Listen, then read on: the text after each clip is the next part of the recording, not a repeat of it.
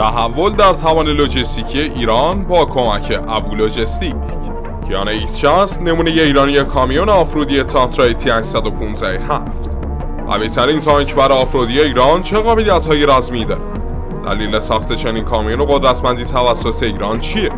جانشین شایسته ارتش برای تانک برای ماز 537 اوکراینی و ببر 400 ایرانی.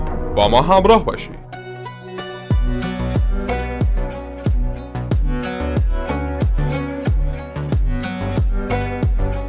سلام دوستان، خیلی خوش اومدید به یه ویدیو دیگه از چنل جنگاور.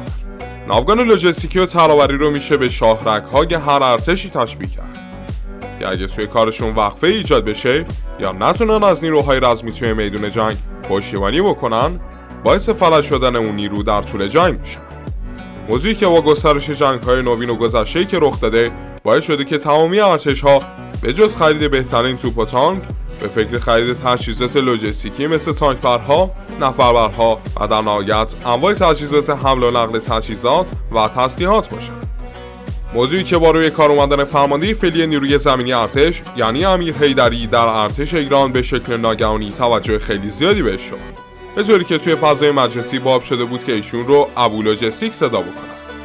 و در انتقادهای خیلی سختی که بهشون میشد بیان میشد که در حالی که ارتش ایران مجهز به تانک و تجهیزات مدرن نیست، فرماندهی این نیرو داره کل بودجه نیروی زمینی رو صرف خرید تانکبر و کامیون‌های ترابری کلاس کاماز روسی و تاترای جمهوری چکی و در نهایت کیان‌های 160 تا 800 ایرانی میکنه. موضوعی که بعدها با ارتقای 200 اراده تانک کرار یا همون ارتقای 372 اف درون سازمانی ارتش و در نهایت حق شدن خرید نفربرهای چینی وین 22 مشخص شد که فرماندهی این نیرو به شکل بسیار منظم و سیستماتیک در حال بازسازی بخش زرهی این نیروه. موضوعی که بعد از سفارش 600,000 قبض تفنگ مصاف کامل شد و نیروی زمینی ارتش بعد از 50 سال بازنشسته کردن تفنگ قدیمی ژسر رو شروع کرد و بر اساس گزارشاتی که به گوش ما رسیده ماهانه 6,000 قبض تفنگ مصاف تحویل ارتش میشن. و در نهایت هم با ارائه یک استاندارد تجهیزاتی و حفاظتی جدید که متاسفانه نمیتونیم زیاد در موردش حرف بزنیم، مشخص شد که ابو لوجستیک داستان ما جزو بهترین فرماندهان نیروی زمینی ارتش در بعد از انقلاب بوده. ولی خب ما نمیخوایم از موضوع اصلی برنامه خودمون دور بشیم. ما میخوایم توی این برنامه به بررسی ارتقاهای گسترده و خرید انواع تانکبرهای سری کیان ارتشی بپردازیم و ببینیم که تانکبرهای جدید ارتشی چه ویژگی‌هایی دارن و در آخر هم به بررسی بهترین مدل از این خانواده یا موضوع اصلی برنامه امروز ما هم هست بپردازیم و می‌بینیم که تاترای تی 815-7 که قرار بود به شکل چند هزار تایی وارد ایران بشه ولی توسط امارات توقیف شد بهتره یا نمونه ایرانی این کامیون با کیفیت. از خیلی خوشحال میشم که با لایک و کامنت تصمیم ما حمایت بکنین و اگه برنامه درخواستی دیگری هم داشتین حتما توی کامنت ها بیان بکنین. بعد از گذشت 10-20 سال از آخرین خریدهای کامیون‌های نظامی ایران بود که کم کم ناوگان ترابری ارتش مثل نیروی هوایی خودش داشت فرسوده میشد و زنگ میزد. در واقع بعد از وقوع تحریم‌های تسلیحاتی ایران بود که کامیون‌های کراز 3222 اوکراینی که در دهه 80 و به شکل چند هزار تایی وارد کشور شده بودند، دیگر هیچ کامیون نظامی درست حسابی وارد کشور نشده بود و بخش ترابری و نرخ عملیاتی ارتش در وضعیت بدی قرار داشت. اما حقیقتش وضعیت کامیون‌های ترابری در برابر وضعیت کشنده‌های نظامی زمین تا آسمون فرق می‌کرد و وضعیت ناوگان تانکبر ارتش هم مثل وضعیت تانک‌های ارتش حسابی داغون بود. ولی خب با روی کار اومدن فرماندهی جدید این نیرو یعنی امیر حیدری بود که نیروی زمینی ارتش برنامه سنگینی رو برای بازسازی ناوگان و تمام تجهیزات این نیرو حتی در بخش هوانیروز آغاز کرد.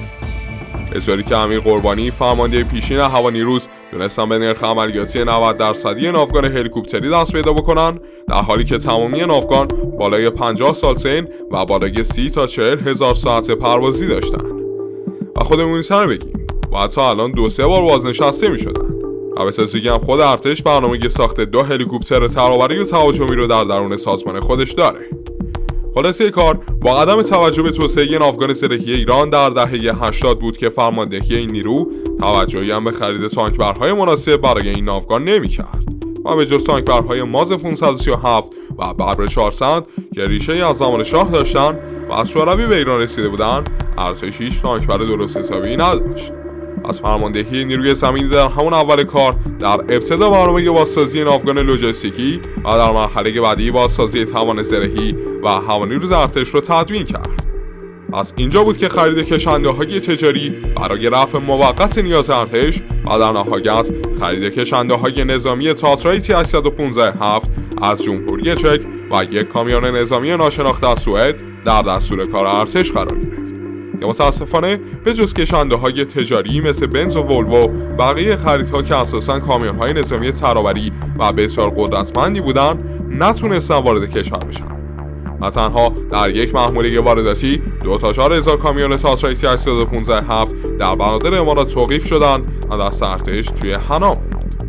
از سرطه نامنگاری‌هایی که انجام شد، صنایع تعمیراتی و نوسازی تجهیزات زرهرن نیروی زمینی در برنامه اعلام کرد که میتونه با ترکیب شاسی تانکبرهای قدیمی مثل بنز تیتان‌های قدیمی همراه با موتور کامیون‌های ولوو میتونه تانکبرهای تخصصی برای ارتش بسازه. نکته جالب ماجرا این بود که از اونجایی که تمامی مراحل ساخت قطعات و تجهیزات در درون خود ارتش انجام میشد، قیمت کشنده چیزی در حدود 100 میلیون برای ارتش هزینه داشت.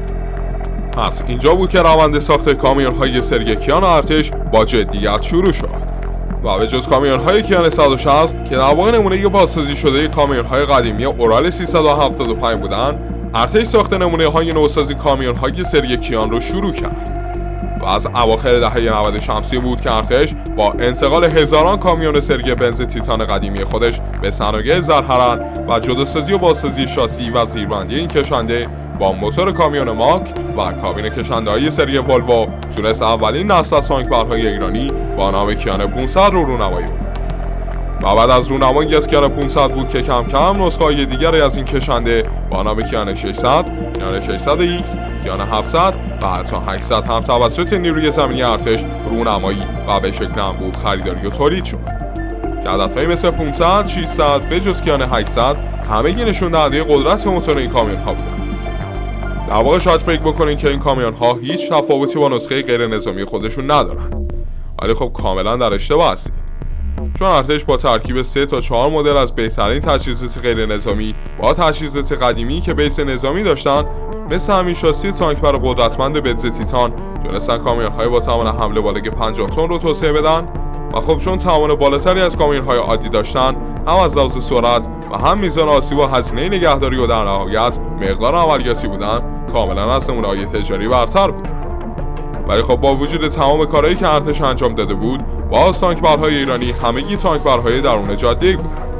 اگه بخوام ساده‌تر بگم، این افغان امکان مار افتادن توی بیابون و یا نواحی صعب العبور رو نداشتن و به جز توان حمل جاده‌ای و قابلیت آفرود کمی که داشتن، نمیتونستن برای تمامی سناریوهای جنگی مفید باشن. از طرف دیگه برنامه‌های خرید خارجی ارتش برای گرفتن کامیون‌های نظامی خارجی با توان آفرود بالا هم به خاطر توقیف قانونی کشور امارات کنسل شد. اگه براتون سوال چرا قانونی، چون اون موقع تحریم تسلیحاتی بودیم و هر چیزی که کاربرد نظامی داشت اگه ممکن بود وارد ایران بشه، کشورهای دیگه باید مانع می‌شد. از اینجا بود که ارتش تصمیم گرفت حداقل یک کامیون نظامی آفرودی مثل کامیون‌های ماز 537 یا آفرودی ترین کامیون‌های ارتش تا پیش از ورود تاترای T-815 بودن بزنه. از ارتش دید که بالای 400 دستگاه کامیون ماز 537 یا همون ببر 400 که نمونه اوورهال شده اون بودن رو توی خدمت داره. از لحاظ شاسی در وضعیت خوبی هستند، ولی از لحاظ موتوری و کابین و سایر قوای محرکه در وضعیت بسیار بدی بود. پس ارتش تصمیم گرفت قوی ترین کشنده نظامی ساخت داخل از لحاظ قابلیت آفرود تانکبرها رو بسازه و اینجا بود که کامیون X600 متولد شد. کامیونی 4 محوره که دارای 2 فرمان متحرک برای جابجایی تانک‌های بالای 50-60 تن بود و از موتور 16 لیتری 600 اسب بخاری ولوو استفاده می‌کرد. در واقع این کشنده قدرتمند زمانی جذاب‌تر می‌شد که از شاسی قدرتمند و با سرحی شده ماز 537 های 50 ساله استفاده می‌کرد. با ترکیب شدن هرچی که متخصصان زرهرن دستشون رسیده بود، ایران تونست کشنده‌ای با توانایی حمل تانک در نواحی بیابونی و غیر جاده‌ای رو به دست بیاره. البته ناگفته نمونه ایران با نصب این شاسی و افزایش محورهای این تانکبر قدیمی شوروی تونست نسخه مخصوص برای سامانه باور 373 رو بسازه. با توجه به تعداد کم کامیون‌های سرگی تاترای T815 هفته خریداری شده توسط ایران، گویا ارتش میخواد کامیون X600 پلاس رو حتی برای سامانه‌های باور 373 جدید پدافند هوایی ارتش هم عملیاتی بکنه و این مسئله رو هم تیم جنگاور در همینجا به شکل رسمی اعلام و عمومی میکنه. دلیل این انتخاب توسط پدافند هوایی ارتش اینه که کامیون X600 پلاس توانایی حمل توناژ بالایی رو داره و خوشبختانه به دلیل ترکیب شدن گیربکس آلمانی، موتور پرقدرت ولوو و سیستم شاسی که داره میتونه به خوبی و بدون از چپ شدن توی تمامی نواحی حرکت بکنه.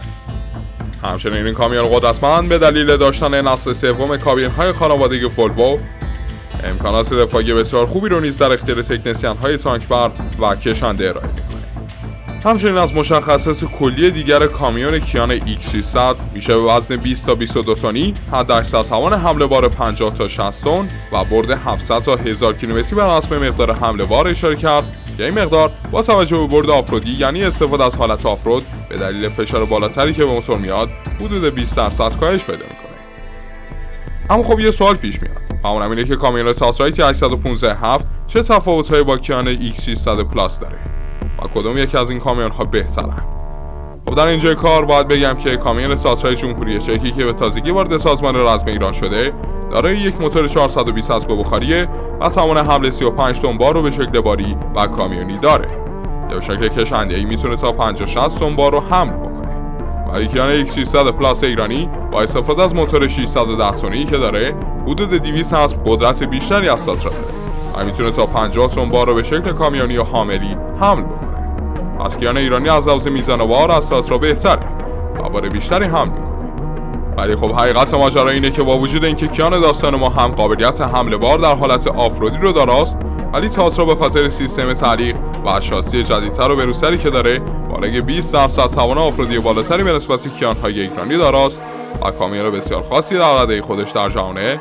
ولی خب با این وجود کیان به حدی قابلیت آفرودی داره که ارتش درخواست نصب باور و حتی احتمالاً سیستم‌های پدافندی 15 خرداد خودش رو روی این کامیون‌ها داره. چون قابلیت مانور این کامیون‌ها در نواحی بیابونی، جنگی و کوهستانی ایران به حدی هستش که به جز تانک‌های چند ده تنی بتونن سامانه‌های پدافندی گران قیمت و پیشرفته سری باور رو هم گردن بگیرن و به عنوان اصلی‌ترین حامل سامانه‌های پدافندی ارتش در آینده نزدیک به شکل انبوه در سازمان رزم ارتش باز ما کامیون‌های سری ماز رو با لباسی جدید و پیشرفته تر ببینیم.